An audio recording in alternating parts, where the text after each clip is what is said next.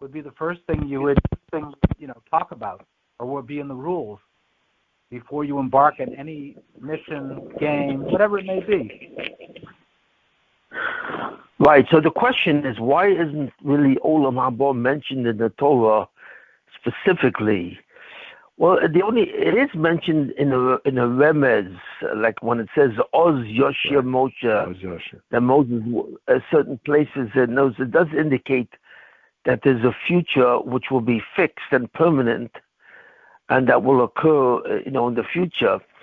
But you're right; it's not mentioned specifically in the Torah Shebiksav, but of course it's mentioned in the Torah Shebe'apeh.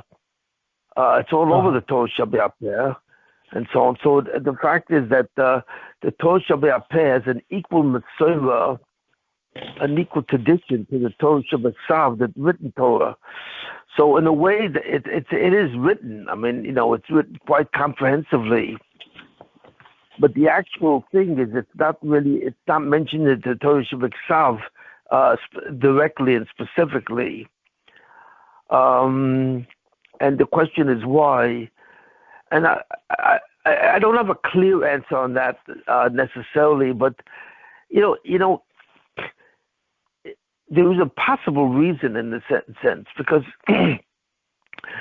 when you're saying that the problem with Olam Haba, it's not a goal of the present, it's a goal of the future, and it also is a goal that really is characterized by a totally different existence.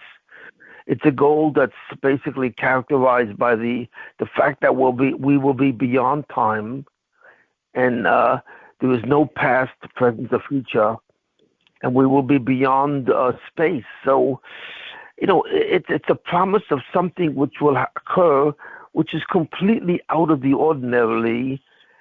And as far as we are concerned, it's like a miraculous existence. So, in other words, even if God stated it as the ultimate goal, it would be very fast for us to commit ourselves, even if He stated it, because it's like God saying, "If you do what I say, you will earn the right to exist forever without time. You will earn the right." There's a lot of noise on the phone. If you can mute your phones from any noise, I appreciate it. But basically, even if God did write the concept of Olam Haba in the Torah, I'm not necessarily sure that it would accelerate our observance of the Torah, because it's very hard for a human being in the world of Gashmias, in the physical world, to relate to a goal which is actually incomprehensible. In fact, I'm going to speak today about this concept, and I think I'll make it much clearer, but it's incomprehensible to us, such a goal, to exist forever without time, where there's no past, present, or future, and to exist in such a way we are all connected as an organism, and, there's no real separation between us because we exist in an organism. These are really matters which are incomprehensible. So I don't know if it would compel us to be more motivated to actually, keep the Torah. You had commented in the past about this, and you said specifically, "Ayin lo ra'asa."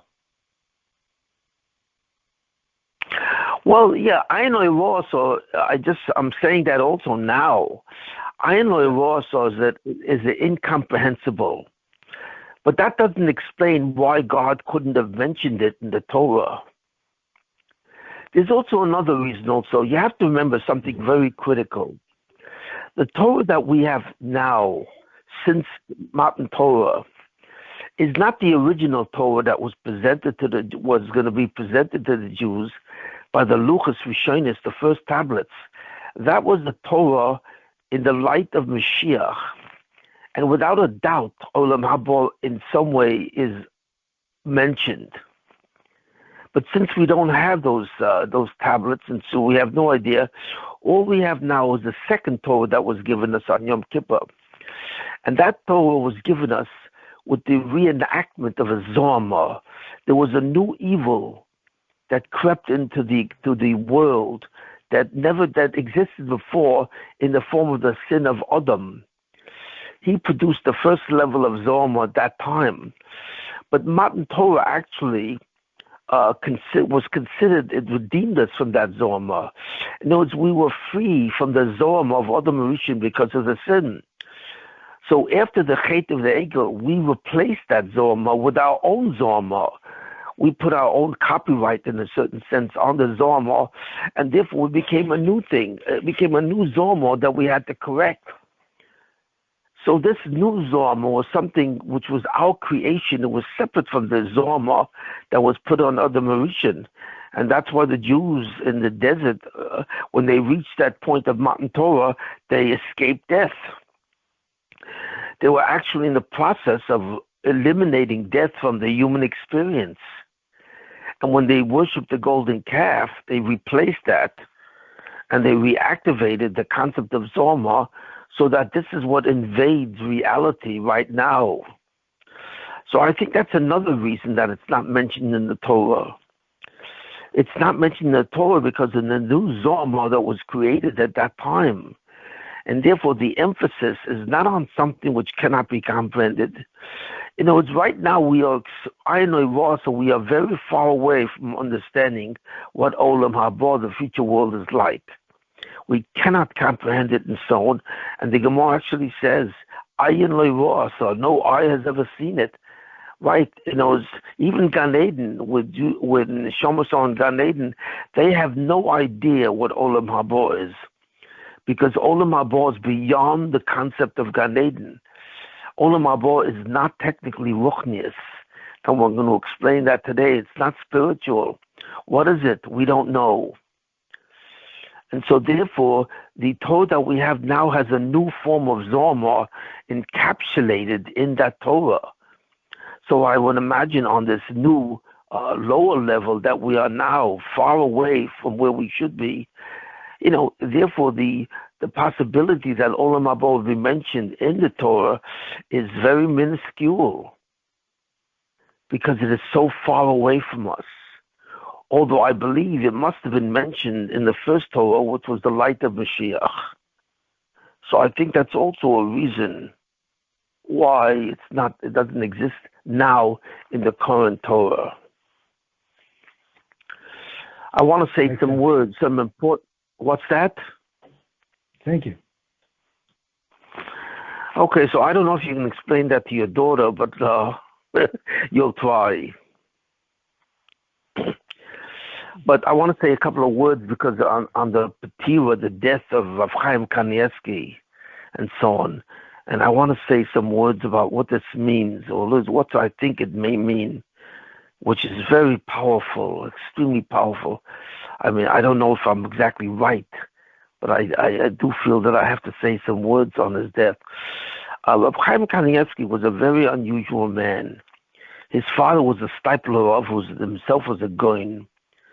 And his mother was a sister, I think, of the Chazon Ish. And his wife was the daughter of Rabbi Yoshev, the Pesach Ador, who died a couple of years ago. So his whole yichus, his whole relationships were extraordinary. But he himself was an extraordinary man. They say he had a fantastic photographic memory. In other words, he remembered Kol Torah Kula, the whole Torah in his mind. And they say that he was a tremendous masbid, and every year he used to finish Kol Torah Kula, the entire Torah, that's Bavli, Yerushalmi, Medrash, and so on and so forth, and Shulchan Aruch, I don't know what else that includes, or even Rambam. And he used to finish this every year, and I think he used to finish it by Pesach. So obviously he was an extraordinary scholar. He was probably definitely one of the highest in the world. He was from the Gedolei Ador, although there were other people who were also were probably greater than him. But he was one of the most spectacular Gedolim from the world. And in his time, in our decade or couple of decades, he was considered the greatest one in the world. Now, you know, we lost a very great figure, and hundreds of thousands of people probably saw this person and would get brachas. Maybe even some of you got a bracha from him and so on and so forth. So I don't know what, he was a spectacular person. He was always available for all of Klal Yisrael, in whenever they needed a brach and so on. And there are many stories of him having Ruach HaKodesh, the Holy Spirit, where he knew things that could not have been known through normal means. So he had obviously Ruach HaKodesh and so on. How great that Ruach HaKodesh was, how does he compare to Baba Sali or the Ribnitzer Rebbe? I don't know. I don't think he was as great as them in the Kedusha, but he was definitely a very great man. The reason why I mention him is because with his death, something spectacular has happened that has never happened before. While he was alive, he was a gadol, and he was the central authority for all of Klal Yisrael, at least of the yeshiva world, the Torah world, and so on. He was a central authority, and he was considered the gadol ador. But now, and so on. But now that he died, there's no one to take his place, literally. Unless the person or what's speaking about is completely invisible to Klal Yisrael, there is no one visible on the surface of the Jewish people who can represent him in any sense. So therefore, in a certain sense, he is not only the Gadol Ador, but he is the last Gadol Ador in Jewish history. Now, I don't know if you realize it, but this is a profound remark. Judaism has never lacked a Gadol and never lacked a Gadol Ador. You know what I mean? Where each Gadol Ador may not have been as great as the ones before, but he was a great one nevertheless. So the Jewish people from Moshe Rabbeinu and even before, from Avram Avinu to Moshe Rabbeinu and even after Moshe Rabbeinu down to the whole Masorah, to the Tanoim, to the Nevi'im, the Tanoim and the Maroim, always had a central figure who was the Gadol Ador. Klal Yisrael has never lacked that kind of leadership. But in my opinion, we lack that leadership now. There is no one that can take his place. I don't know if there's another mind. There are people who have photographic memories, even now. It's called an eidetic memory. But there is no one on his level of learning and hasmada that he had. And probably one of the highest people of Kedusha in terms of this. So basically, there's no one that Klal Yisrael has. So if there's any major problem and so on and so forth, what you will have now is a machloikis, is a controversy between many people. There will be multiple views of any opinions or to answer any crisis. Klal Yisrael has no one single individual who they believe and seems to be the spokesperson for the Torah. Now we have a multiple number of people, none of them which have the stature of this man and who is essentially a Gadol Ador. There will be also competing people for that title, all of them not worthy of that title. I mean, I know some of these people, they're Rosh Yeshivas today and so on and so forth. They do not even compare. They are not even in the same category as Rav Chaim Kanievsky, either in Chochmah, in Torah, and in Kedusha. So therefore, it's not only that we have lost a Gadol B'Torah, we have perhaps lost the last Gadol Torah in Klal Yisrael. So the critical question which has to be asked, what does this mean? What does it mean that Klal Yisrael has arrived and witnessed and experienced the last Gadol Ador? So in a certain sense, this must be an awesome moment. What does it mean? And also the fact that he died. He died on Purim, or he died on Shushan Purim. And Purim is always known as the Chag, the holiday, which is Ke'en, which is equal to the greatest holiday in Judaism. The only holiday, the only Chag that we have that will be with us in the time of the Mashiach is Purim. All the other holidays will be canceled because they all relate to events that occurred in Jewish history. But Purim is an event that somehow reflects what will happen in the time of the Mashiach. It represents, first of all, the Geula from Amalek, who's the enemy of the Jews to the end of time. and it represents the Hest upon him, and fundamentally it represents the elevation of Klal Yisrael. Because like I say, it says Vanahapachu, that Purim was a time which elevated Klal Yisrael. And I asked the question, how can that be from the death of Haman? The death of Haman simply means that God saved us. But where does it say that God elevated the Jewish people to the highest level possible? Just because we were saved from Haman is a redemption. It's a hatzolah, it's a savings, but it doesn't mean it's an elevation. But the answer, I believe, is in the fact that Mordechai took over the job of Haman, and he became the prime minister of Persia. And this is literally a reversal. It's a complete reversal and a complete 180-degree turn. When not only was Haman killed at the end to save the Jews, but Mordechai took his place. So this is the concept of a Jew actually replacing the ultimate enemy of Klal Yisrael. Such an experience never happened except for Yosef HaTzadik. Yosef also became the prime minister of Egypt. So between Yosef and between Mordechai, these are the only two people that became a gadol, but the greatest ones among the greatest ones in the world. So in that sense, Purim is connected to the Yemosah Mashiach. And Rav Chaim Kanievsky died on Purim. And since I believe that he was the last gadol b'Torah, the last two gadol b'Torah, Klal Yisrael left on Purim without a leader, totally. So what does this mean? We have to ask the question. It begs us to ask the question, what does this mean? This never happened in Jewish history. The Baruch Shem has never left Klal Yisrael without a gadol, without the gadol ador. This means that now this is gone. So I hate to say this, the conclusion that I'm simply drawing, and I have no ability to really know if this is right or wrong, is that on Purim, when the last gadol ador died, immediately another person was born, or another person was born in one way or another that represents the new gadol ador. Throughout Jewish history, as soon as the gadol ador died, there was always someone to replace him. In other words, but now there's no one to replace him. So what does this mean? So I think it's very possible that this is actually the beginning of the Yemosah Mashiach. In other words, the one who was born, or not actually born, but the one who will be transformed as Mashiach, this is probably the time that will happen. Because he is the one who will replace Chaim Kanievsky in a certain sense.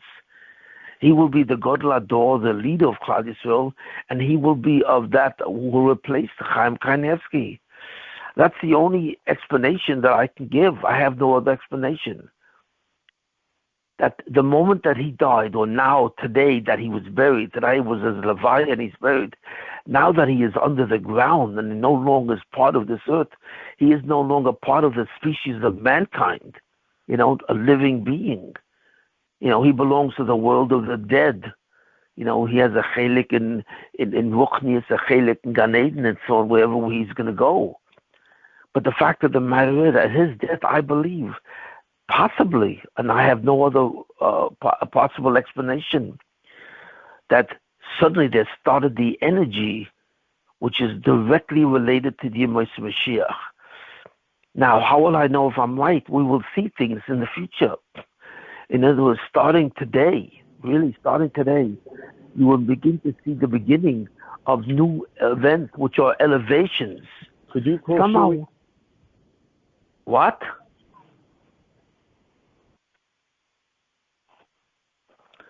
It will be the beginning of elevations in experience where Klal Yisrael will begin to realize there's something new happening. And it will be a totally different, different type of experience than we've ever had before. This will testify to the fact that maybe I'm right. So the only thing I can say is I hope I am right. That this is the actual beginning of the Yemosah Mashiach. And that's what we say, Ken Yirat, so let this be true. Okay. Now I will go back to the shir and so on. What I'm going to speak about today will be very deep and it'll be very abstract. So I hope I will be clear and explain it well. I hope so. But we're going to go into a very deep question and so on, and I'm going to try and give an answer, which I think is absolutely true. The ultimate question, we have been speaking about Kabbalah, and we have been trying to say that we're trying to understand it on a certain level, which is comprehensible. But we know something about the Kabbalah which is very true. The Kabbalah, which is the information about the reasons why God created the world, what he is doing, what his activities are in the world, where does he want to bring the world to, what is the destination of human history, where is it all going? All these questions are fundamentally answered in the Kabbalah. But the way the Kabbalah answers it is the Kabbalah actually talks about the spiritual processes which are taking place. It actually talks about how God created the world and how he guides the world through the spheres and the interaction between the spheres themselves, which actually guide the world according to the principles of chesed, love, din, justice, and rachamim, mercy. And how he guides the world on those three principles to reach the ultimate destination, which is the existence in Olam Haba. It actually discusses the processes that it does.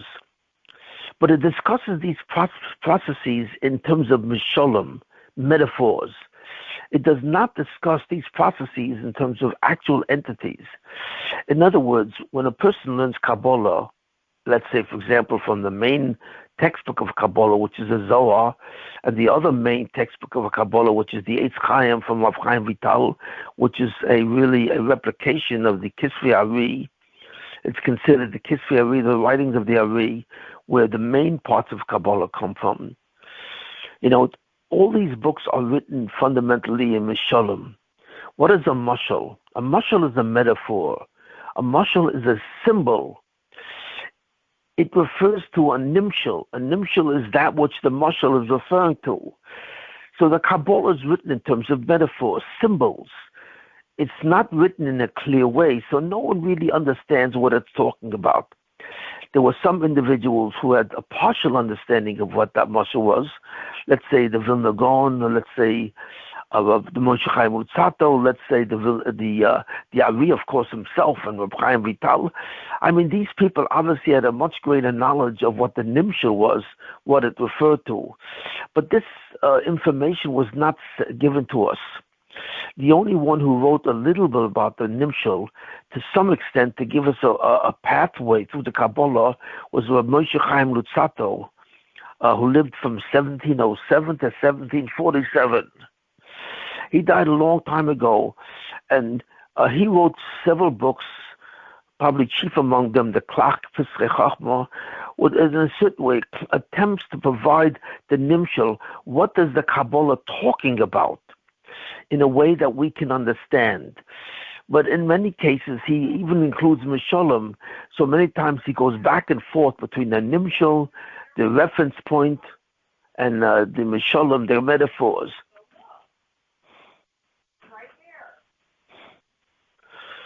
But basically, this is what it was written.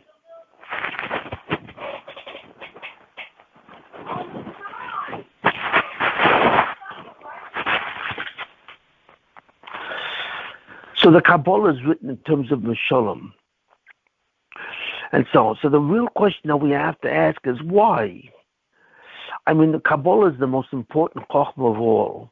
I've been reading what it says by many people who are very great in Kabbalists and so on, and with Gedolim in their own right, that if one learns Kabbalah, one already is on the highest level of Torah, even if he doesn't understand it.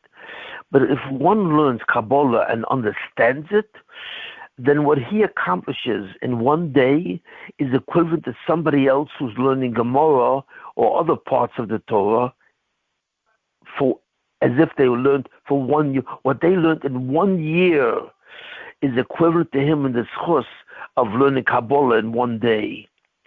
So therefore, Kabbalah is the supreme point of the Torah because it really reveals the motive, why God has done everything that he has done and how we should understand it. And this, of course, is the most important thing of all because the halachas of the Torah, which are encapsulated in the Talmud and encapsulated in the Shulchan Aruch, simply tell us how to deserve Olam Haba, how to be a Jew. It tells us what we're supposed to do. But it really doesn't tell us much about why we're supposed to do it. You know, it concentrates on the belief in God in Amunah and B'tochen, you know, but it doesn't really explain to us what the whole purpose is and what it's all about. It tells us to some degree what God is doing, but it doesn't tell us a lot. You know, it doesn't explain suffering and so on and so forth, and the tremendous the decadence of mankind and why each generation looks different. It does not do that. So therefore, no one really knows what is going on in human history. And even the Kabbalah doesn't discuss this and so on. But the Kabbalah discusses it in terms of Mishalom. So the Kabbalah talks about the right subject, even though it hides the subject in terms of metaphors, but it does talk about the right subject, you know. There's a pasuk in Novi that says the following, that says, Al tishalal hachacham b'chachmaso, let not a wise man glory in his wisdom. V'gibo b'gvuroso, not a mighty man glory in his might. V'osher b'osher, let him not glory in his wealth. If he glories in himself, he should glory in this capacity, that he understands me. And to understand God is not simply to understand what we're supposed to do to be good Jews, but it means to understand why we are supposed to do these things, the motive and the benefit clearly of why we're supposed to do it, and so on. But that information is contained in the nimshal. It's not contained in the mashal. It's hinted by the mashal. And we understand the general thing, but it's not contained in the nimshal. So therefore, why was the Kabbalah put in the form which is fundamentally undecipherable and somewhat incomprehensible? That's the question that we're going to ask. Now, the reason that it's given this fundamentally is to hide the concepts, since these are the most difficult concepts of all and the most treasured concepts of all. What Kabbalah does, it hides them. It hides them by talking in terms of metaphors. In other words, let's say, for example, a book on physics, theoretical physics, it was written in terms of metaphors. Nobody would understand what it's talking about. As it is, theoretical physics is a very difficult subject to understand.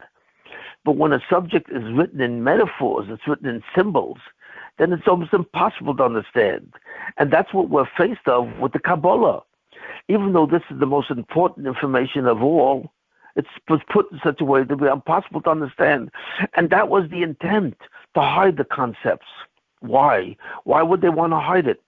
Well, first of all, the Kabbalah in a certain sense contains the Chokhmah, the wisdom of the 50th gate. Now, the 50th gate is the light of Mashiach. And God had no intention of revealing the actual information itself, before the Mashiach comes. It was supposed to be revealed by Matan Torah, but it was not, because of the chet of the egel, the sin of the golden calf. So therefore, the Kabbalah is really not supposed to be revealed. Now, who was the one that actually received the 50th gate? There was one man in history that received it. He did. Although he was a Mashiach, he was a potential Mashiach, he never became the actual Mashiach, and this name was Rabbi Akiva ben Yosef. The Tana, Rabbi Akiva ben Yosef, and so on. And he thought he would be the Mashiach, and he was supposed to be. But at that time, the rest of the sages said, no, this will not happen, because Klal Yisrael is not worthy of the Messianic period because of their sinas chinam, the way they relate to each other. Between the Lashon Hara and sinas chinam, they will not receive it. So therefore, Rabbi Akiva realized that he will not be the Mashiach, and he probably realized that he would die, and so on, and the whole situation. I'm not going to go into it now. So actually, he had the 50th gate. when there were 4 Tanoim that entered the Pardes, they entered the ability to understand the 50th gate, but only one of them truly understood it, and that was Rabbi Akiva. So when Rabbi Akiva was, before he died, he told one of his main students, Rabbi Shimon ben Yochai, he told them to write down fundamentally the basic principles of Kabbalah, to teach it and so on, and to teach it in a way where the Klal Yisrael would basically have this as a record. But he told Rabbi Shimon to hide the Kabbalah. How? He told me, he said, because this is the 50th gate, Klal Yisrael is not worthy of having the Kabbalah. So when you write it, you have to write it in a way and choose students who can write it with you. Choose it in a way where it's only revealed through metaphors. You see it. Why? Because Klal Yisrael is not worthy of the 50th gate. So fundamentally, this information contained in the 50th gate, which is the reason and process in which God conducts himself throughout history, was never supposed to be revealed. And Rabbi Shimon was supposed to write it. In fact, even when he wrote it, when Rabbi Shimon wrote the Zohar, where did he write it? He actually wrote it. So he developed the information and wrote it. He, of course, learned the information from Rabbi Akiva, and then he learned additional information while he was sequestered in a cave for 13 years. He was in a cave for 13 years trying to escape the Romans who wanted to kill him, and so on. So he lived in a cave with his son for 13 years, and so on. And this is a terrible Golos. I once gave a shiur and I explained that there were 4 different exiles that he was subject to as he was producing the material of the Kabbalah and as it was given to him by Rabbi Akiva. Why? Because Klal Yisrael did not deserve this, and therefore it had to be revealed in exile. In exile where he was in a cave, totally separated from society and so from all his chaverim in the Beis Medrash. Why did it have to be presented in exile? It had to be presented in exile. Why? Because Klal Yisrael was in exile itself. Klal Yisrael was about to go into exile from the Romans. And therefore the Nun Sharabina was now put into exile. And when Rabbi Shimon composed the Kabbalah in a certain way in the Zohar, he was in exile. So the whole thing was obviously the structure of the Kabbalah had to be hidden totally. And therefore it was hidden in the terms of Mishalom. So this is probably the main reason that, people are not zocha, not worthy of learning it and so on. But the fact of the matter is, that's one reason. The fact of the matter is that there's another reason, which is even more valid than the first. And I want to discuss the second reason, why the Kabbalah is written in terms of Mishalom. And once I explain that, you will have a much deeper understanding of what the Kabbalah is. First of all, you have to understand something. And now I'm going to go into the second reason why Kabbalah is written in terms of Mishalom. What does Kabbalah refer to? Kabbalah refers to information that will ultimately be revealed in the 50th gate. And this information is about the processes, it's about God and the processes which God undertakes in his actions to conduct human history according to a certain definition to reach Olam Haba. And therefore the Kabbalah refers to entities that cannot be comprehended or experienced. That's right. The majority of the entities that Kabbalah refers to cannot be comprehended by us in this world, in the physical universe. They are beyond comprehension, and they cannot be experienced by human beings directly. So therefore, one of the reasons why Mishalom, why metaphors were used to describe them, because in any case they cannot be comprehended, right? And since they cannot be comprehended, what the entities are, or the processes of these entities, what these entities are undergoing in the conduct of God, therefore said, requires them to be revealed only in terms of Mishalom.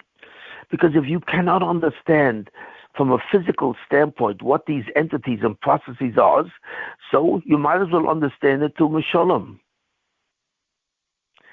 So this is the main reason why the Kabbalah is revealed in terms of Mishalom. One reason is the original reason to hide the concepts, because we're not worthy of them. But the second, more important reason is that they cannot be revealed at this point in time in terms of these entities and processes. But we will understand these entities and processes much greater at the time of the Mashiach. When the Mashiach arrives, the whole world will change in such a way there will be a new light, a new light on the world, and so on. A new understanding of God will come down to the world, and a new comprehension of the light of Kabbalah will be available. We will understand the entities and the processes because we will be on a much higher spiritual level. Then the Kabbalah could be removed from the malbushim, or the clothing of Mishalom. Now, exactly what I mean? What do I mean? Well, we cannot understand it. What part of Kabbalah can't we understand? After all, the Zohar is a textbook in Kabbalah, and so is the Kanievsky, and it does explain these things and so on. But what does it mean? What is it referring to that I say that it cannot be understood? So I want to go into this, and this we will have to go to a very deep place, and I will have to be somewhat abstract, but I hope I can present this clearly.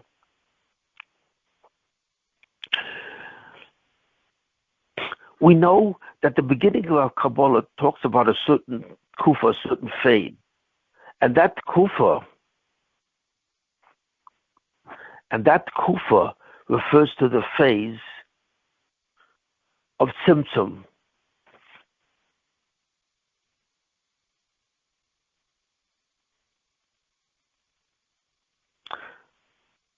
Now, what happened in Tzimzum? What was the thing that happens on? Well, it says that the Ein Sof, which kind of is a replication of Atmusa, of God, that the Ein Sof was Mitzamsum itself. He withdrew into himself. And from that withdrawal, which is called Tzimzum, there evolved a space, with a boundary around the space, a space that had in it only a trace of what the Ein Sof was. Originally, before Tzimzum, the only thing that existed and the only thing that could exist, because it was synonymous with existence itself, was the Ein Sof, and so on. But after the Tzimzum, after this withdrawal, what was left over was like a certain space that contained something, an entity called the Rishimu. This Rishimu was the word, Rishimu comes from the word Roshim, which means a trace. And there was a trace of the Ein Sof in this space. And this space is called the Cholol. The Cholol refers to this empty space. What was it empty of? In a certain sense, Kaviyachol, it was empty of the Ein Sof. The Ein Sof pulled himself out of, if I can explain it, it pulled himself out of a certain space and left the space somewhat devoid of his presence. Now, this is not what it really means, because the Ein Sof can never pull himself out from anything. The Ein Sof inhabits all of space. Every aspect of existence as a part of the Ein Sof. So, of course, the Tzimzum is not really a literal thing. But in terms of a metaphor, it's as if he pulled himself out from his power or his presence and left a space which was devoid of his presence. What was left in that space itself is the Rishimu, or a trace of that power called the Ein Sof. And that's what it means. That's the concept of Tzimzum. And then in this space, which was devoid of the Ein Sof, was then filled with a creation called the Olamas, the worlds. God created all the worlds, of spiritual reality and of physical reality, all the worlds, all the levels of Kabbalah, all the worlds. It's called the world, the different phases of existence coming down, which was contained in that space, was now contained in the space without the interference of the Ein Sof, because it was empty or devoid of the presence of the Ein Sof to a large degree, only containing the entity of the Rishimu. But the truth of the matter is, and therefore God created what's called the Olamus, the worlds. These are all the worlds, down from the level of Ein Sof all the way down to us. And I'll just mention some of the worlds and stuff and what it means. It's the world of the Rishimu, which is this trace of the presence of God. And then the next world is called the world of Adam Kadmon, which is the beginning of the development of the Spheros, or what's called the Hanhogas, the conduct, the way God supervised and conducted the world. Those are called the Hanhogas. And they contain the Spheros. That's the world of Adam Kadmon. That is a world. And then after the world of Adam Kadmon, that world was completed and perfected, so it became the world of Atzilus. That's the third world. So we have the world of the Rishimu, we have the world of Adam Kadmon, and we have the world called from Atzilus, which represents the completion and the perfection of the God's ability to conduct existence, the Spheros. After that came three other worlds. The world of Bria, the world of Yetzirah, which contains the angels, and the world Asiya, which composes specifically mankind.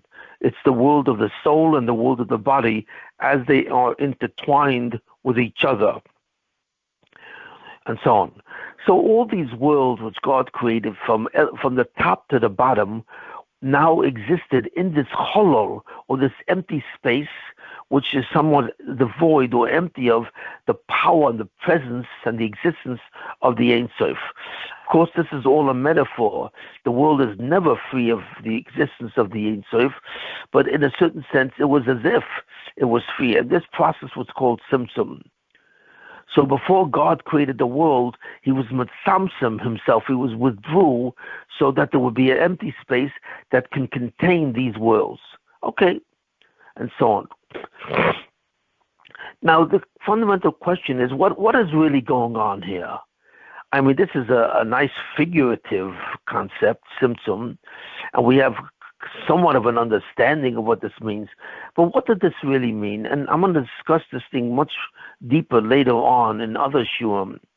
But fundamentally, it means that the hollow, there were two things that occurred in this world after Tzimzum.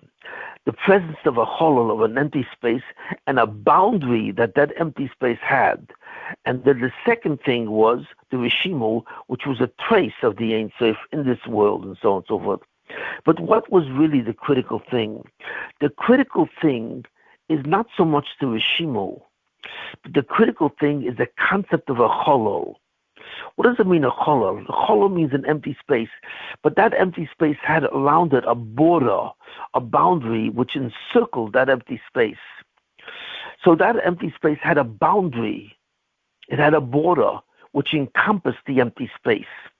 Now, what is that? This is a mushal. This is a metaphor. A metaphor for what? Well, it's a metaphor for what's called conceptual existence. You have to understand something about the existence of the Ein Sof. The existence of the Ein Sof is beyond concept. Now, many people don't realize that all their thinking is in terms of concepts. In other words, when you think about something, you're constantly thinking of concepts. And what is a concept? Well, a concept is an entity or a process or something that has a boundary. It has features. It has characteristics. And therefore, you can describe it. That's called its essence or its definition. For example, man. Man is an entity which has a general concept to him. It's the general concept of man is a rational animal. It's an animal type of existence, but that also thinks. That is the definition of man. So a concept is a description of an entity. And in that description is called the essence of the entity or the definition of the entity. Man, therefore, has a border. In other words, there's a difference between man and, let's say, a table. A table is another entity. It's another concept. So therefore, every entity and every process that we think of in our mind is a concept. Why? What defines it as a concept? Because it's an entity that has a boundary, it has a border, and it extends within that boundary. It has an extension, and that's the concept of that is the notion of a concept. So every thought that we have contains concepts. They contain many concepts. How many concepts are there? Well, there's a tremendous number. If you look at a dictionary, an English dictionary, there's 600,000 words in the English language. You know, but if you look at the concepts, you have millions and billions of concepts and so on. You know, and there's supposed to be something like thousands and thousands of species of beetles, the insect called a beetle. There are many different species. Each species of beetle is a separate concept. So if you look at everything that was created in the physical universe, it submits to a concept. So there are millions of such concepts, and that's the process of thinking. Now, that's represented by the hollow. The hollow is a boundary around the empty space, which means that what? Which means that anything which exists within that space has a boundary to it. What does it mean it has a boundary, it has a border? It means that it's in the form of a concept. It has a definition, has an essence. It can be defined by characteristics. We understand it through its characteristics, through its essential characteristics. So when we say that something called non-conceptual existence, what does that mean? That means that whatever we are talking about does not submit to the process of a concept. What does it mean? Like the Ein Sof. The word Ein Sof means without end, but it doesn't refer to the length of the being. It refers to it has no border. It has no concept. It cannot be understood in terms of any feature or any characteristics. So therefore, it does not submit to the form of a concept. That is the Ein Sof, which is in a certain sense is a certain madrig of an Eloki, of the divine presence. So how can we understand it? Well, the answer is we can't.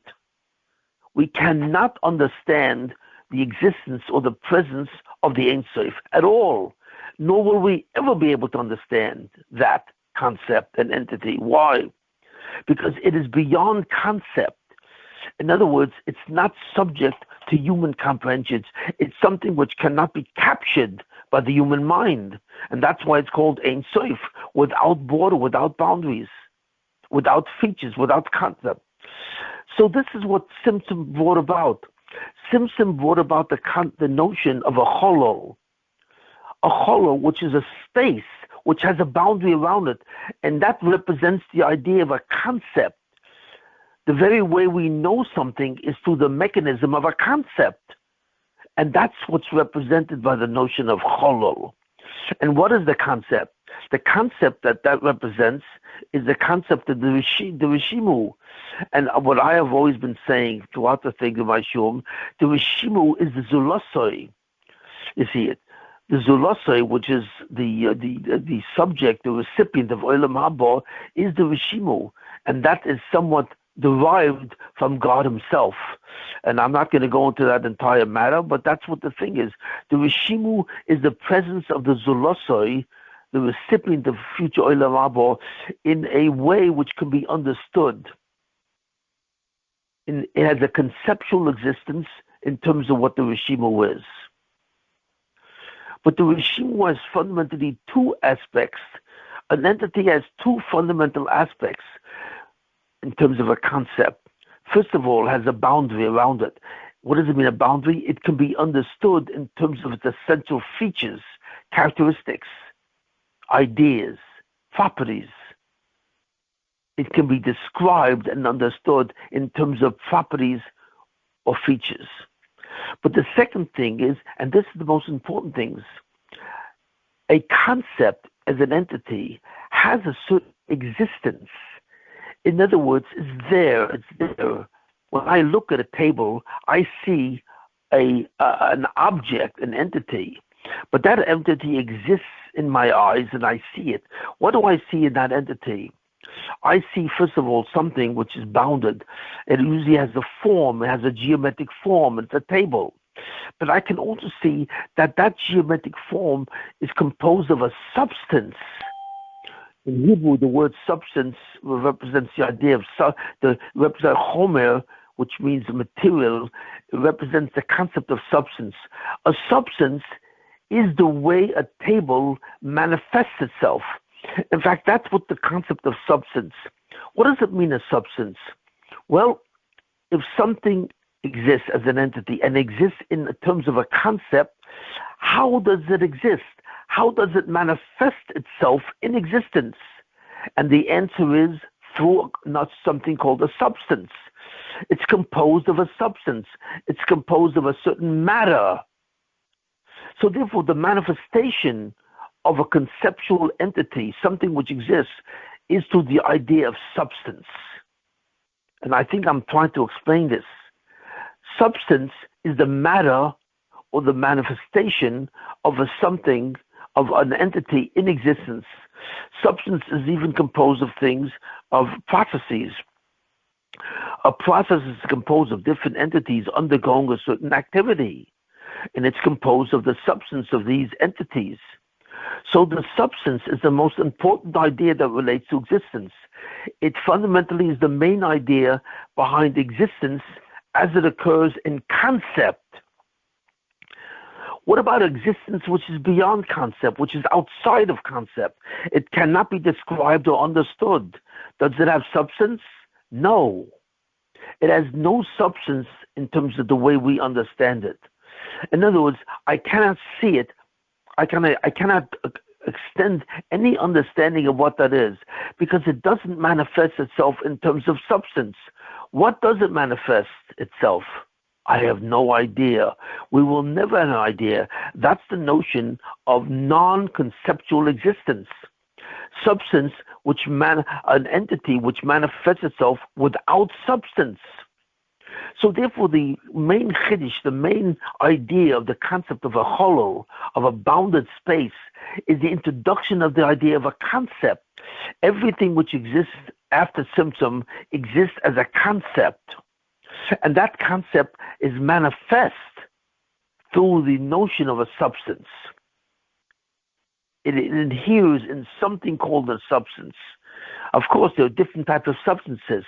There are substances in the physical universe which are physical, which are solid. A solid, the substance has the nature of solid, or could have the nature of a liquid or the nature of gas. But in any case, whatever that is, whatever way it manifests itself is called substance, and so on. A substance is something which can exist by itself. It's the definition or the location of where an entity is. Now, there's another kind of thing called an accident. It's called an accident. An accident is a feature or an idea that doesn't really have a substance in itself, but really it exists in the substance of an entity itself. For example, the concept of color. The word color represents a certain physically it represents a certain electromagnetic wave, but it does have an existence. I see color. I can see the color red and so on and so forth. But where is the color? Does that color exist in a substance? Not really. There's a substance in the material that produces color, but the color itself exists in the entity itself. So therefore, an entity whose substance exists through another substance is called an accident or mikra in Hebrew. You see it. Whereas a substance which exists by itself, like the solid aspect of a table, is called not called a mikra, it's called a etzem. Etzem, ayin sadik mem, an etzem, which really means a bone, but refers to the idea of a substance. An accident, like location. When you tell the location of an object, you say, where is it located? And you give its location. That's an accident, because the location of an item it exists in the item itself. It doesn't exist outside of an item as such. It exists in the item itself, that the item is located in a certain thing. And Aristotle designated 10 types of accidents. Now, accidents and substances are part of the concept called ontology, part of the subject matter called ontology, which is a study of the nature of existence itself. And I'm not going to go into that. But therefore, there are two types of substances. There's what's called atzmos or chomer, material substance, and what's called an accident, the mikra, which exists in the substance itself. Now, when we want to relate to the substance of something, we use the main criteria of describing a substance in terms of visibility. Can I see the substance? Can I hear it? Can I taste it? And so on and so forth. Can I taste it? Can I smell it? Something would just touch, or could I touch it? We relate to substances by the virtue of whether or not it's visible to us through our five senses. If I can detect, and the word is detect, a substance through my five senses, that is the definition of physicality, or gashmius. Gashmi refers to a substance that I can actually detect through my five senses. If I cannot detect the substance through my five senses, it's totally invisible to me. I can have no experience with the entity. And that type of entity is called ruchni, spirituality. So the technical definition between spirituality and physicality lies in the detection of the substance. If I can see the manifestation, if I can have a sensory perception of the manifestation of the existence of an object in its substance, I call that gashmius, physicality. If I cannot detect the manifestation of the existence of an entity, I call that spiritual. And these are the two substances that we relate to, gashmius, physicality, and ruchnius, spirituality. Do we relate to any other substance? No. In other words, as far as we are concerned, every entity is either gashmius, physical, or is a part of the physical universe, or detectable through the five senses, or it's part of the spiritual world. It's ruchnius. So therefore, for example, all the souls, the various souls, angels, malachim, angels, shadim, demons, and so on and so forth. And even when we go above these things, hecholos, which is these are called the palaces of Kabbalah. And above that, we have the concept of spheros. Are the spheros, which are the anhogas, the actions of God, do they have a substance? Yes.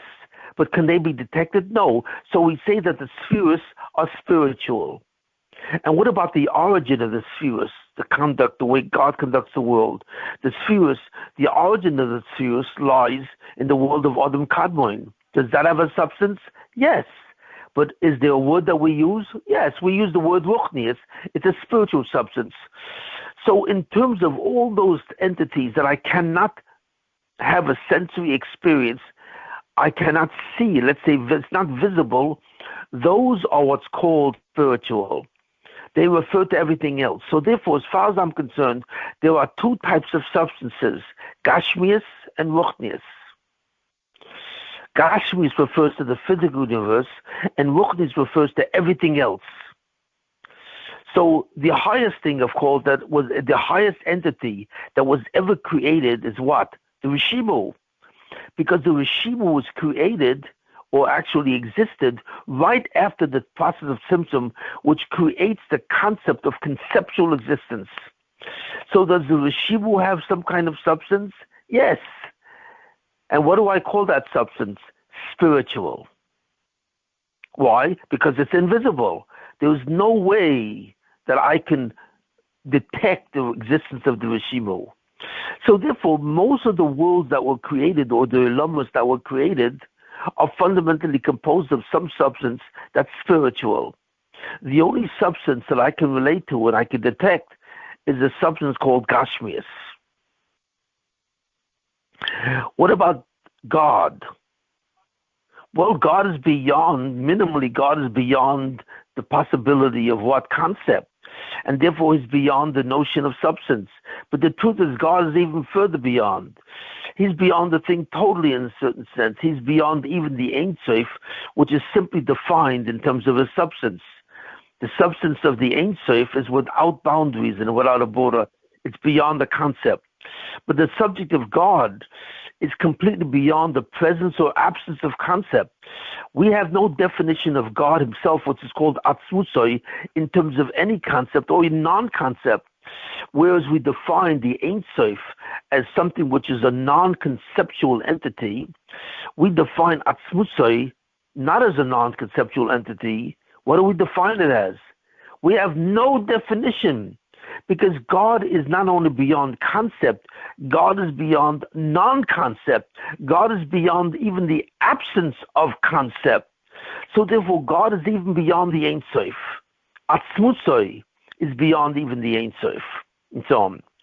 So therefore, we see the way we relate to God and the Ein Sof is that we consider both of these items, both of these entities, beyond substance. But God is beyond even non-concept, and so on. Atzmusai, the essence of God, is beyond everything. So therefore, when we relate to God, we usually relate to God as the Ein Sof, simply beyond concept. His unity is so great that it is beyond the concept of a substance. The Ein Sof has nothing to do with components. Every object in the universe, that's right, every entity and object in the universe is composed of components. It can be fragmented into parts, and these parts are put together to form the entities. For example, an entity has properties, different properties. All these properties, each property is another facet of the entity, like the human being. The human being has a mind and he has a body. In the mind, he has memory, he has thoughts, he has feelings. Each of these entities relate to a different concept, and therefore a human being is the composite whole of a series of concepts that come together, that integrate. So a human being and every object in the physical universe and every object in the spiritual universe is a composition of fragments or elements that come together, or they are integrated into one thing, and that becomes the essential part of the entity. God himself is not composed of anything. Therefore, God is said to be Pashut. His existence is simple. It means there's only one thing in this entity, and that's the entity itself. That's the essence of the entity. It's not composed of parts, components, elements, pieces, fragments, nothing. That's what it means when it says God is Pashut. And the Ein Sof is also Pashut, because he's beyond concept, he's beyond features and properties. So he's also beyond components. In that way, he shares the same traits as the Atzmusai, God himself. So therefore, we see that there are three different entities. There's physical entities with the physical substance that's detectable to the senses. Then there's spiritual entities going all the way up to the process of Tzimzum, which is composed of a substance that's not detectable to the five senses or any senses, and therefore those entities are composed of ruchnis, or spiritual substance. And then finally there's God himself, which has nothing to do with spirituality. God is not a spirit, at all. And he has nothing to do, because spirit itself is some kind of substance with certain properties. Although he is not detectable, it's beyond the five senses. So these are the three things that we concern ourselves: Gashmius, Ruchnius, and something which is Eloki, which is its own. Now the question, is this sufficient for us? Is it sufficient?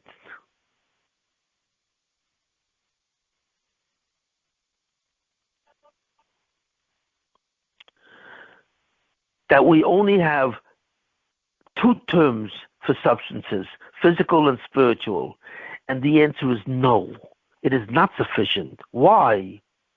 Because believe it or not, there are substances which are beyond spiritual, like a soul. You cannot see a soul. You cannot. If a soul is right in front of you, it's absolutely incomprehensible. You cannot see it. An angel is also composed of a substance which cannot be detected, and so on and so forth. And there are other entities like that too, and so on. But what about a sphere? Can we see the sphere of Chokhmah? Can we see the sphere of Malchus? which is the Shekhinah. Can we see it? A sphere, of course, is a hanhaga. It's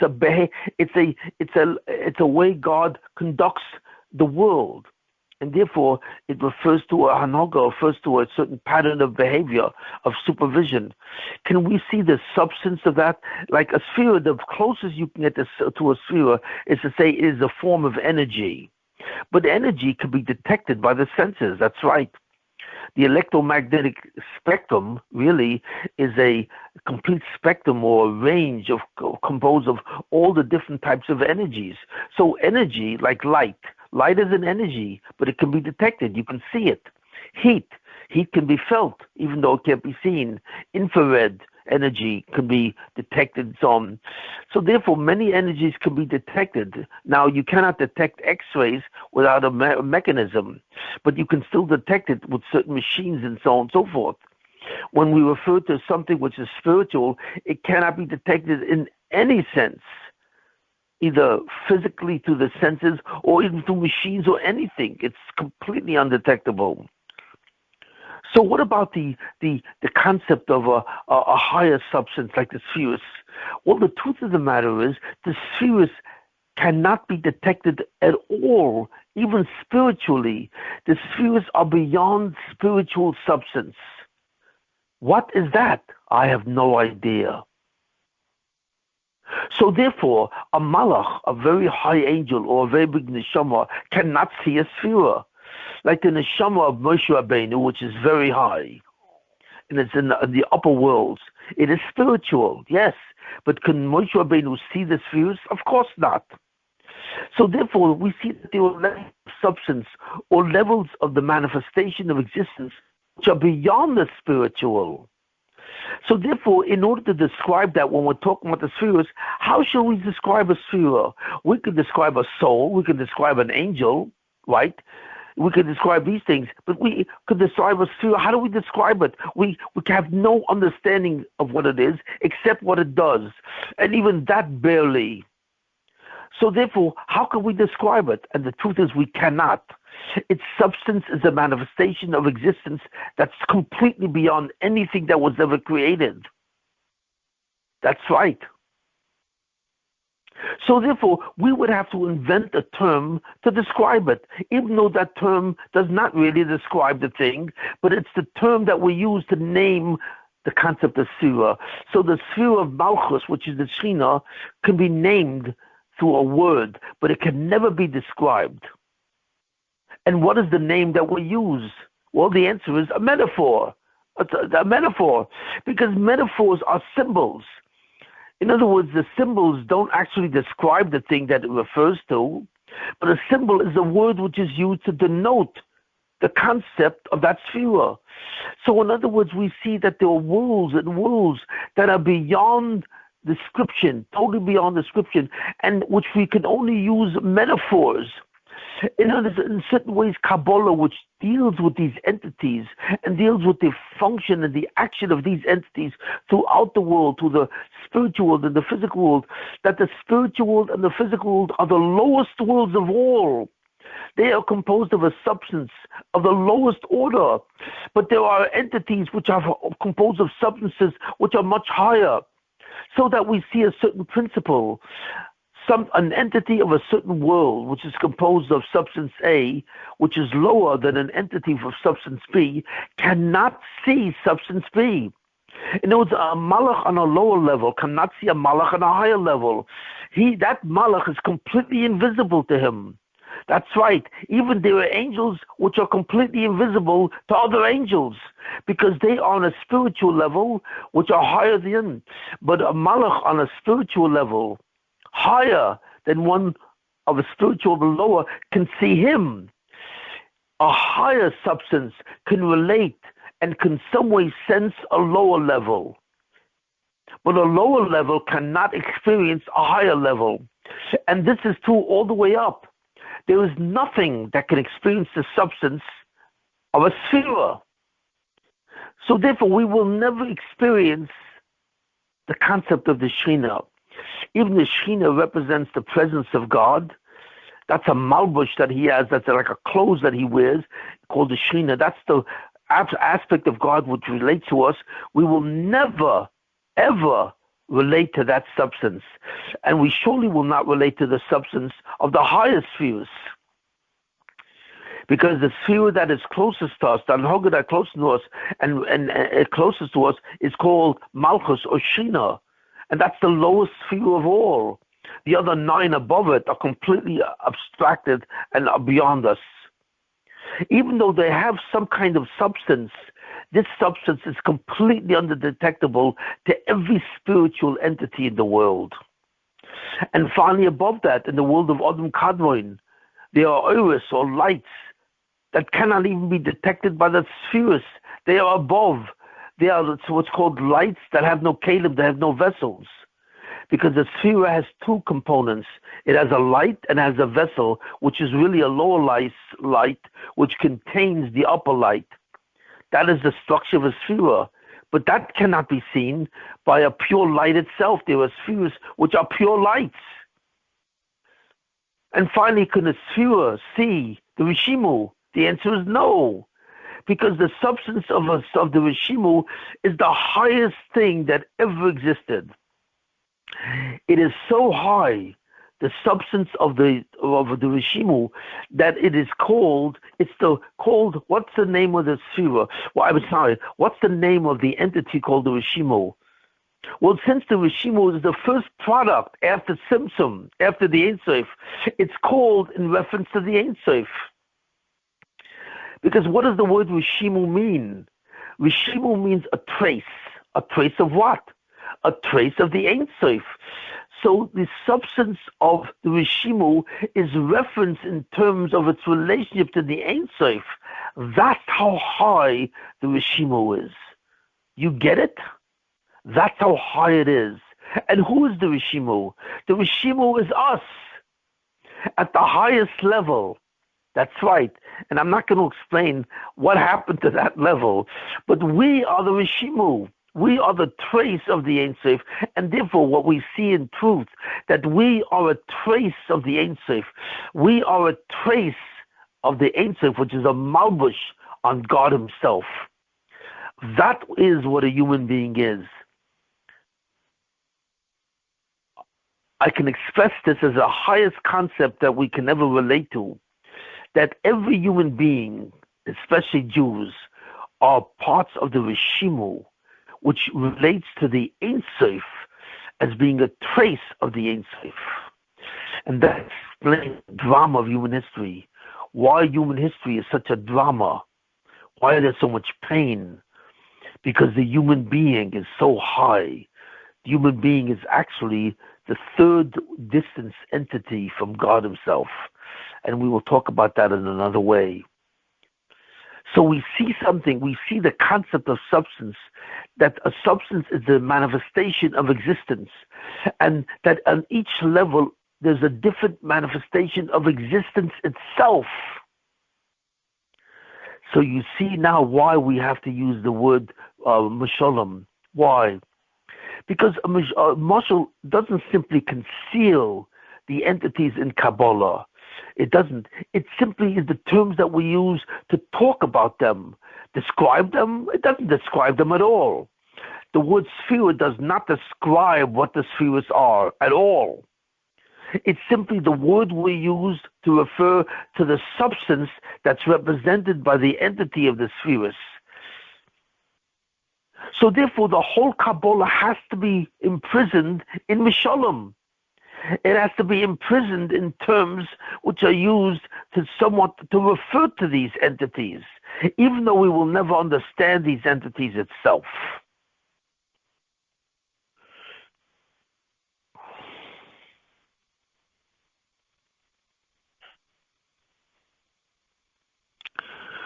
So this is where we see what we're holding now. So the reason why Kabbalah is written in terms of Mishalom is not only to hide it because we are not worthy of it, but it's also to be able to refer to it in some words, which is the essence of concepts.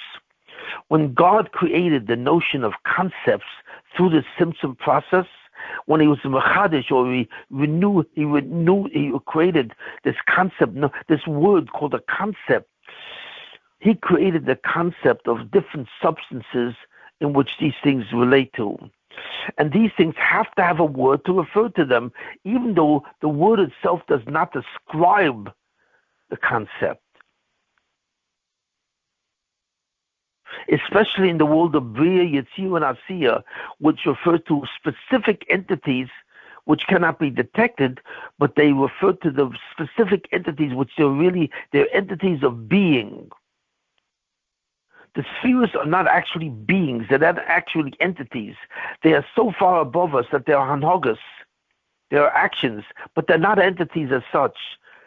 But the world of Bria, Yetzirah, and Asiya refer to entities, with the lowest world of Asiya refers to the entities known as man, in his soul and in his body.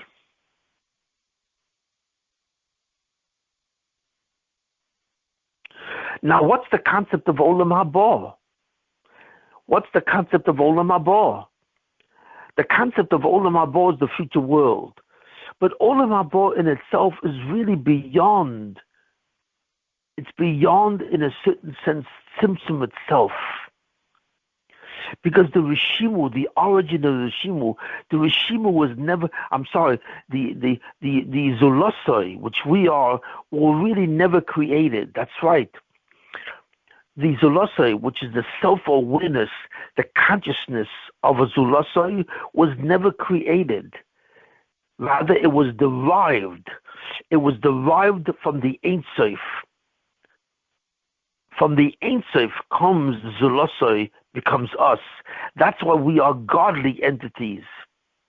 And the Zulosoi was made into a concept at the creation of the Rishimu. So the notion of a concept was created by Tzimzum, but that's it. But in a certain sense, the Zulosoi is beyond concept, and Olam Haba is beyond concept. I know I'm saying a very radical idea.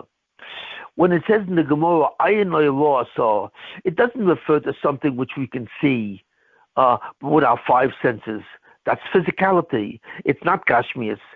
When it's beyond concept, it means that Olam Haba, the future world, is not even in the realm of spirituality. That's right. Olam Haba is composed of substances which are almost beyond concept itself. In a certain sense, it's within the world of concept.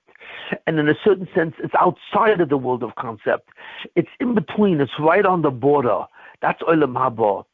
And we cannot relate to a world which is slightly outside the world and the substance of concept. That's right. That's what it means, Olam Haba. No eye has ever seen it. All the neshamas that exist in Gan Eden, in the Garden of Eden, the Gan Eden, which is spiritual, have no concept of what Olam Haba is. Trust me. You may think that these guys are the highest levels. No. In fact, these guys are on a low level, even though they're in Gan Eden, but they are still under the submission of Zoyama.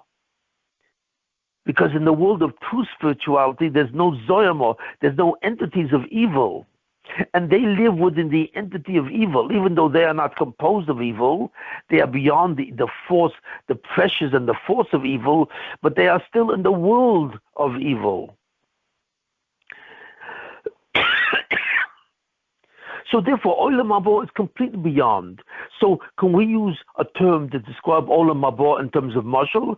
What's the mashal or the metaphor that refers to this world where we're all destined eventually to go? And the answer is, the mashal that we use is the term Olam Haba. That's it, the world to come, which actually means the world that is, but in the sense the world to come. So even the world to come is a mashal of the future destination which we will all go to.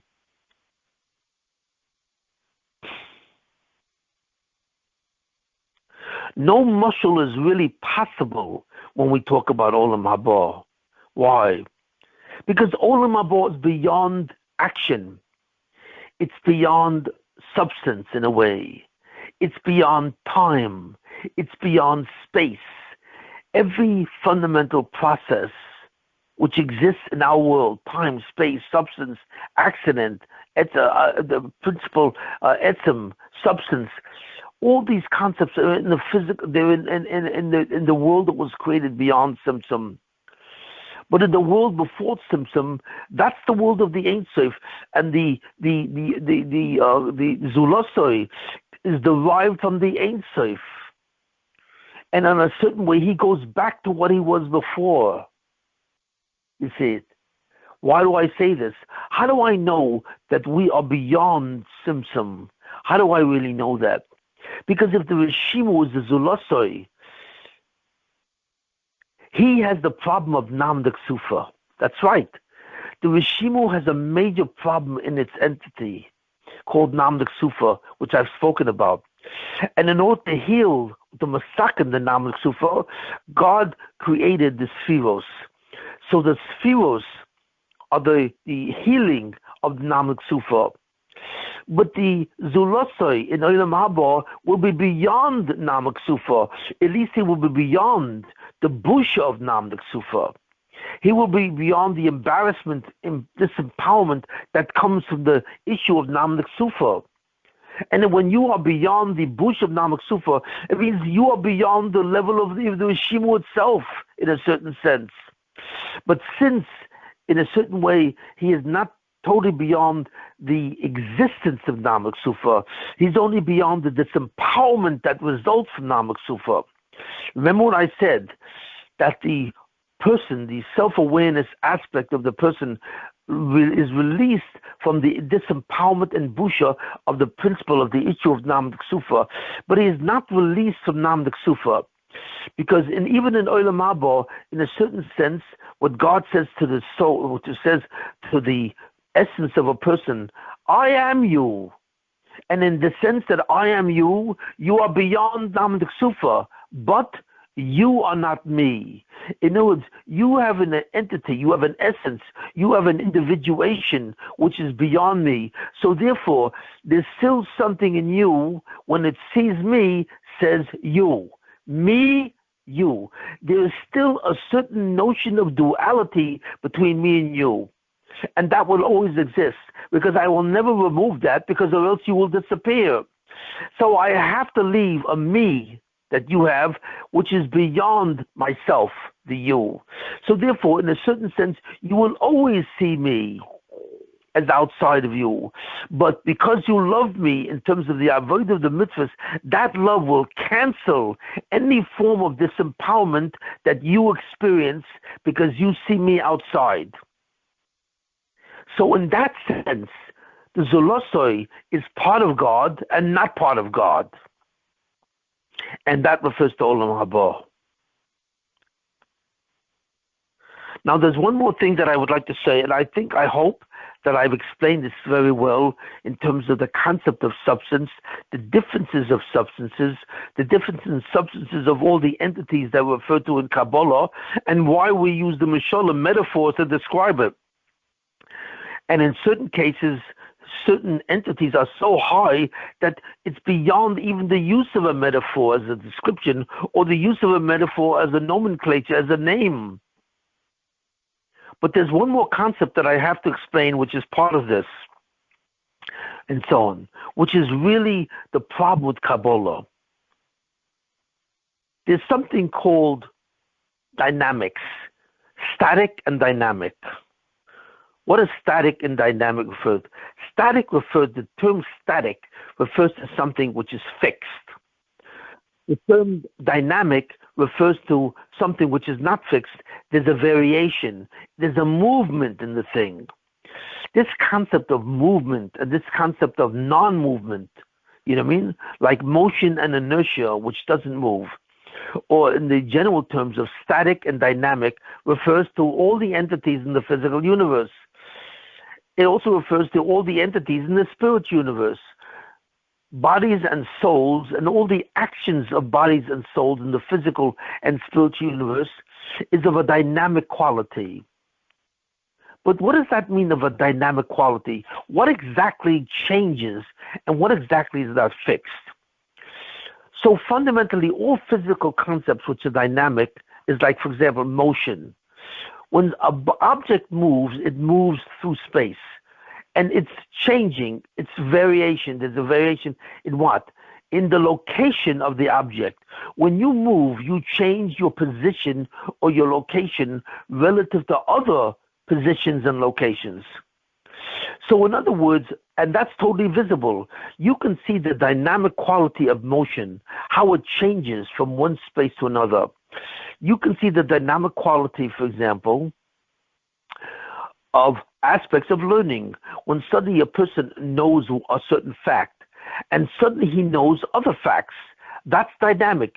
Thinking is a dynamic process because it goes from one thought to another thought to another thought. It's not a static problem. So are emotions. Emotions which go from one level to another, or one type of emotion to another. A person can be calm and can be happy, and suddenly becomes enraged or becomes angry. Well, that's a movement of emotions. So we see the idea of emotion doesn't only refer to physical movement, it refers to what? To simply the variation of something which varies, something which changes. The concept of change is referred to as dynamic. And the study of how things change and what causes things to change is called science. Science attempts to explain why things change. Why do things move? So Newton discovered the 3 laws of motion which explain why things move. Science discusses the laws of physics which talk about variation, why things move, why do subatomic particles move, why do they change from one form to another. The whole subject of science is to discuss the concept of variations, the dynamic aspect of existence, why things in existence move or change. That's the subject of science. But there's one thing that changes which science cannot deal with. In fact, it's not observable. But the truth is, it's the only thing that really changes. That's right. The greatest entity which changes, and yet is totally visible in the fact that it changes, is a certain entity that no one even realizes. In your normal everyday physical life, you have no concept of what changes. And it's not even detectable. It's detectable only in one way. It's detectable sometimes in its substance. You can see that an object changes in this thing through its substance. And what is that entity called? That entity is called existence. That's right. You can actually change not in the fact of properties which describe your existence, how you look, how you feel, how much you weigh. You can describe the entities that relate to the properties of existence. But what never changes is existence itself. You can add features or eliminate features of existence, but you cannot change the existence itself. How do I know this? Because there's only one word that refers to existence, the way you exist. Existence is a process of some sort, and there's a certain way you exist that always remains the same. First of all, the way you exist never changes. The word is symbolized by the word to be, is. The word to be never changes, so therefore there's never a different way that you can exist. And not only that, it refers, it's the same word to all entities. When you say a praying mantis, or a certain type of insect exists, you use the word is. A praying mantis is a denizen of in the plant kingdom. It's an entity which exists among plants, leaves. But you always use the word as. There's no other word that describes existence. The only word that describes existence is to be. And it's from the word is the present state of the term to be. But it's the same for every entity in all existence. Galaxies, stars exist. Galaxies exist. Comets exist. Plants, animals, inanimate objects exist. Gas exists, liquids exist, physical exists, elements exist. The word existence is the same word that describes the state of being of everything in the physical universe. Even in the spiritual universe, there's a malach. His name is Michael or Michael in English. Michael. We say, well, does this angel exist? Yes. Michael exists. Well, there's another malach. It's called Gavriel. Does he exist? Yes. We see the way it is. So the way we see existence, it's a fixed concept. It's static. Everything about the properties of existence talks about the way and things, the features that existence portrays, but it doesn't refer to the change of the way the process of its being. That is always the same for all things at all time. But this is the thing. But this is not true. And this is what the Torah says is the biggest chiddush that you will ever hear. What's actually changing is the one thing you never know. It's how you exist. How do I know this? Take a person. A person exists in a certain way, and that's called process A. He exists on a level of A. And how does he exist? He exists through his neshamas, through his soul, and through his body. That's how he exists. Now, let's say that person sits down. He's a Jewish person. He sits down, and he starts to learn Torah.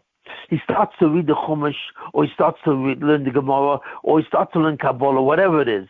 He starts to learn. For every second that he learns, his existence has been altered. Right? His existence is different. In other words, take up Chaim Kanievsky. When you look at Chaim Kanievsky, he looks like you. Exactly like you. And so on.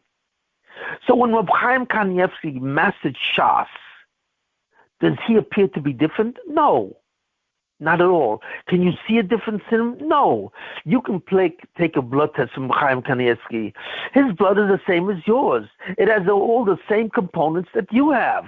You know, the hemoglobin, the plasma, everything is exactly the same. He differs maybe in the quantity or the quality of his blood, but it's fundamentally the same structure. It's the same entity. But that's not true. Rabbi Chaim Kanievsky existed in a different way than you. In certain senses, he was of a different species. That's right. You relate to Chaim Kanievsky in a certain sense like a beetle relates to a human being. Why? Because the way he obtained his existence was obtained through his mitzvahs, through his learning, through the constant application of mitzvahs, so that he starts to change his substance, except that it's hidden. It's completely invisible. And how do I know that? Because what do you think Olam Haba is? Olam Haba is not a change in location. It's not that you're going to another place. It's not that they're going to a happy place where in Olam Hazeh, in this world, you are sad. But in Olam Haba, you will be happy. That's untrue. Olam Haba is not a place. It's a condition. It's who you are. It's what your existence is about. In Olam Haba, your existence will be completely different. You will exist in a process which is completely different than the way you exist now. There will be no more hestaponim. There's no such thing as time. There's no such thing as past, present, and future, which means there's no such thing as change. Existence cannot change in Olam Haba, but it can change in Olam Hazeh. So the difference between Olam Hazeh and Olam Haba is the fact that you not only change in terms of different accidents that you have, your color, your weight, and so on, and your substance, where one day you are physical, the next day you are ruchnius, the next day you are spiritual. No, these changes take place in Olam Hazeh. When you move from a chomrius, from a matter that's physical, to a chomrius, which is a neshama, and now you become a spiritual being after you die, you've changed. You are now a soul, whereas before you were a soul in a body. Okay. But you don't change that way. You change in existence itself, except the change, the dynamic quality that applies to existence, the process of being, is completely hidden. And you will only notice this. You will truly notice this when you come to Olam Haba. You will say, what? What happened to me? Who am I? What am I? You will be a pure state of consciousness. Scientists do not understand what consciousness is. They think consciousness is a feature of the physical universe. It is not. Self-awareness is not a feature of the physical universe. It's not only that, it's not a feature of the spirit universe. The self-consciousness that applies, the self-awareness that is part of a neshama has nothing to do with its neshama. It is something which transcends its neshama. It transcends its being on the highest level. Because self-awareness, which is the notion of a subject or centrality, is beyond anything that we've ever seen. And in Olam Haba, when you look at another person, you will be looking at an entity of pure self-awareness. Well, what does self-awareness look like? I have no idea. Can you spot a self-awareness entity when you see it? No. Self-awareness cannot be seen as something in and of itself. It can only be seen as a property of something else. Humans have self-awareness. A plant has a certain level of self-awareness, or animals, but you cannot see the self-awareness. You cannot see mind. And surely you cannot see the very essence of the process of self-awareness. This will become visible in Olam Haba, because this is the Tzimzum. The Tzimzum is a being of self-awareness which exists in a completely different way when we are physical or spiritual and so on. So therefore, Olam Haba is a place, it's a condition of a different form of existence. And not only that, there are different madregas of Olam Haba. So therefore, you will not be able to see a soul which is on a higher level of existence. You can see a soul which has a different form of existence. He has different color, different weight, a different form. But you cannot see the process that he exists itself. You cannot see the manifestation of the process. So in Olam Haba, there will be different madregas of his manifestation. I remember I once heard many years ago something where a very big Gadol said something about the Chazon Ish, who was a very great man, and he said, all those people who can see the Chazon Ish while he's alive should go see him now, because in Olam Haba you will not be able to see him again.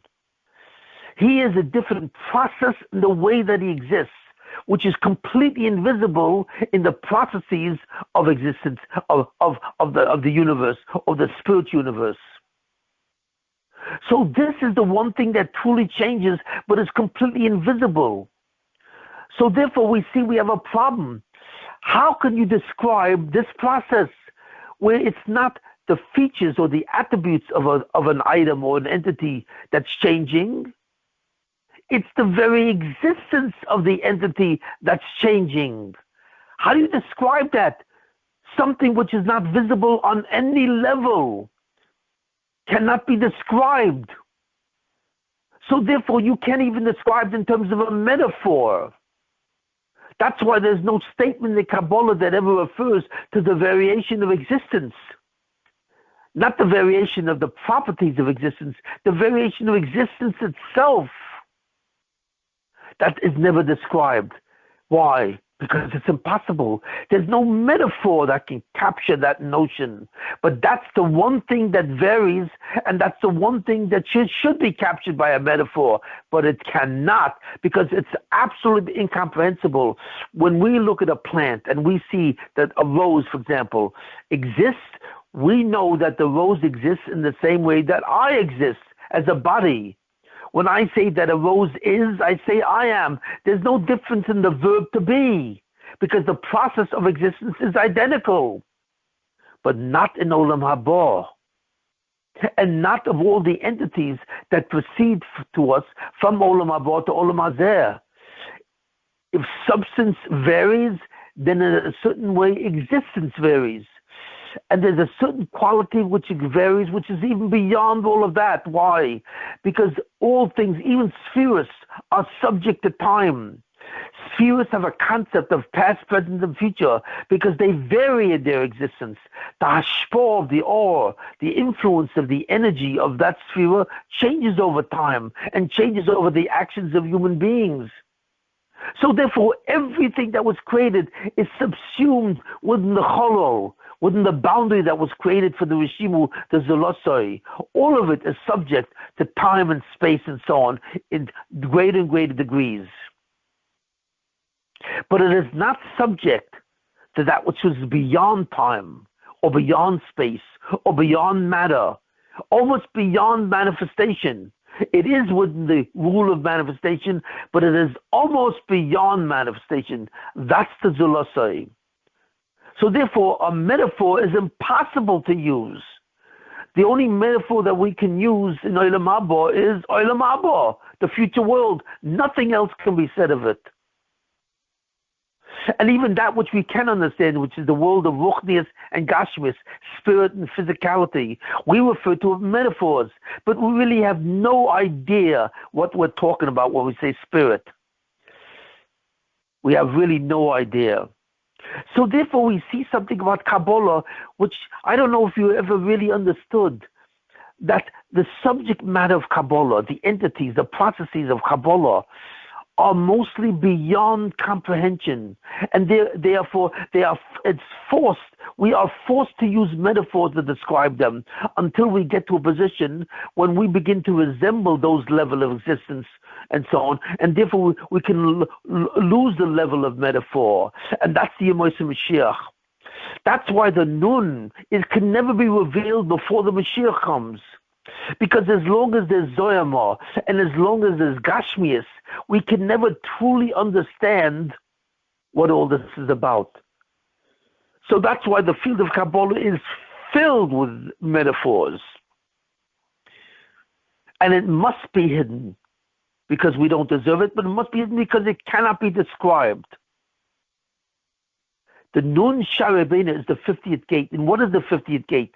It's the gate that begins to approach the Torah beyond the use of metaphors, because it's an existence that we will begin to feel in the Yemoshe Mashiach. And this is something you don't know. It says, Umola Deis Hashem Kavarim Liyom Chasim, and the earth shall be filled with the knowledge of God like the waters cover the sea.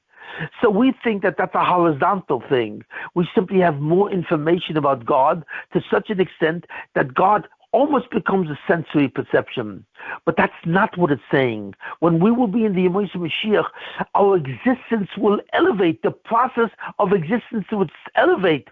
When we remove our Zoyama through the Tahara that comes with the Yemoshe Mashiach, we will elevate in existence.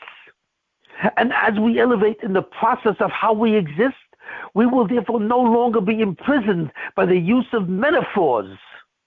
We will be free, and then we remove ourselves from the process of Gashmias totally. When we enter the 7,000th year of the world, we will be beyond all physicality.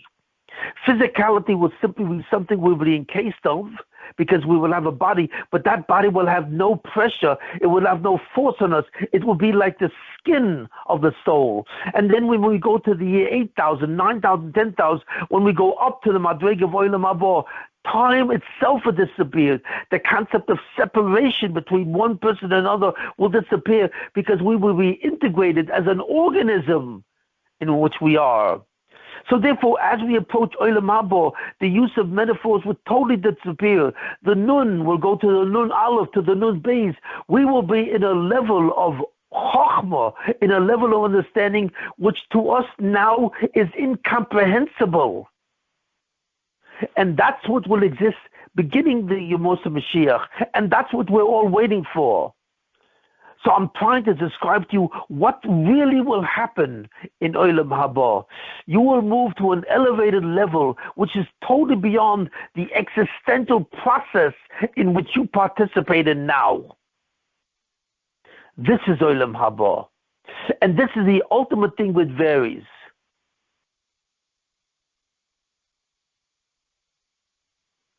And this is what the Yemoshe Mashiach will look like. So I go back to the first part of my discussion about Chaim Kanievsky. He died, but to me, it sounds like he was the last Gadol in Klal Yisrael. The Jewish people have always had a leader in all their history. When one leader died, another leader was born.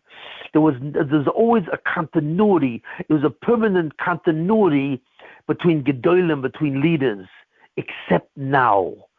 With the death of Rabbi Chaim Kanievsky, who was the Gadol Hador, there is nothing more than competing Rosh Yeshivas, competing Rosh Kollel, competing rabbis. All these guys are competitive. When he was alive, there was no competition. And now all we have left is the multiplicity of leadership, the multiplicity of concept. So I asked the question, how is this possible?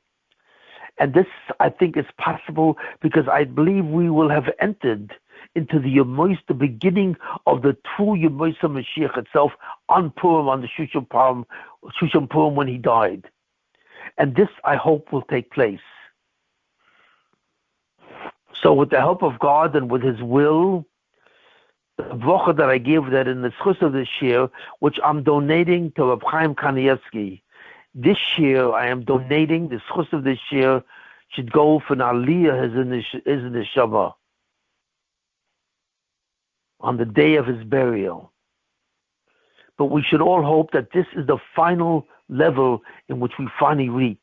When we begin to understand this bracha, we should all feel the elevation of existence itself, the process of the way we exist, which will be true in Olam Haba. Okay, that's it. Thank you. Any questions? Thank you. It's a very deep share. I think you have to go over it a number of times to try and understand it. Yeah, I have to listen to it again before I have questions. I want to make sure I understand it. Shlomo, can I speak to you after? Shlomo Tress. Yeah, sure. Okay, thank you very much for attending. Can I just ask you a question, please? Who is this?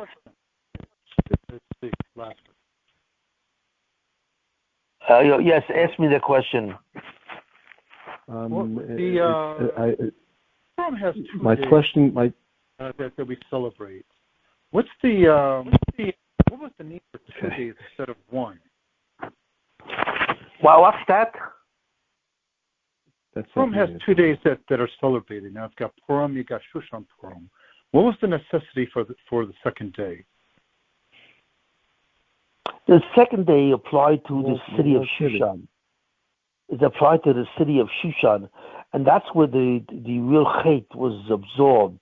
That's where the Suda was made in the actual form. So therefore, in a certain sense, Shushan exhibited a greater sense of chait than the other cities. So their redemption is celebrated in addition to the redemption from Amalek. So that ties into my. Isn't really still the same Chag? Was still the same. Everybody was redeemed throughout the kingdom. Everyone had the same. But it's a different level. It's a different level when you sin on a higher degree than when you sin on a lower degree.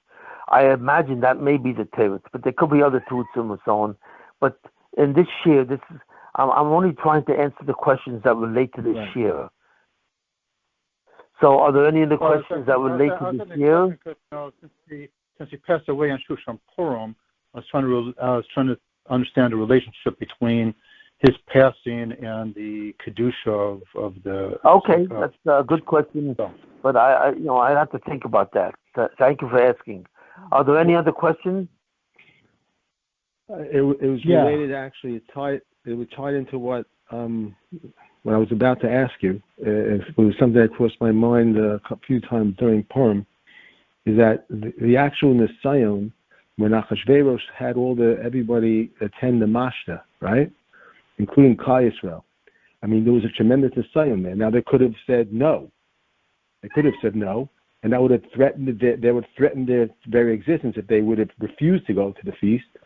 So it seems like, I'm asking you, let's say they did say no, and were only been the Nisayon. It seems like that was what was required to maybe the Geula. That was the Nisayon. Well, I'm not sure about that. I'm not sure that if they would. Okay. No, I'm not sure about that. If they would have refused to go to the Suda, why would they have refused? Because they knew the Suda was in commemoration, was a celebration of the loss of the Beis Hamikdash for good. Exactly. And I think that Achashverosh would have understood that. I don't think he would have held it against the Jews, because you can't compel someone to celebrate his death. Okay. Actually, Mordechai was against going to the Suda. I understand.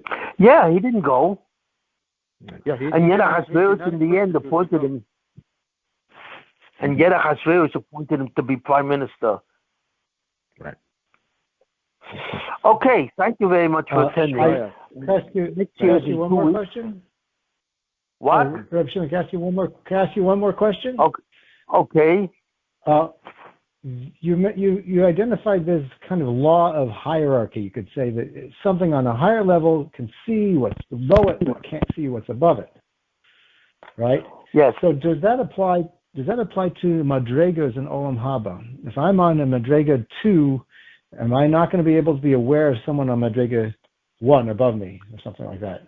Well, I just spoke about that when I referred to the Chazon Ish.